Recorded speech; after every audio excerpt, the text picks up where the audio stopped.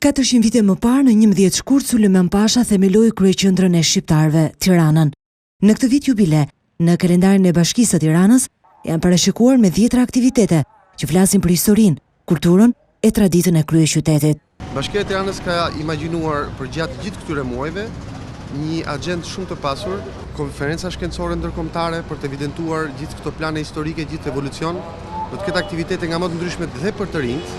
Është menduar që fusha e botimit të jetë prioritet sepse janë element që mbeten, duke evidentuar që nga hartat të vjetra të qytetit dhe deri në ditët e sotme për brezin e ri, ture turistike, të njohim historinë e qytetit. Në këtë vit domethënës për kryeqytetasit, drejtuesi i shoqatës Tirana, Arben Tafaj, kërkon mbështetjen e bashkisë për të rivendosur busin e Sulejman Pashës në vendin ku ndodhej më parë.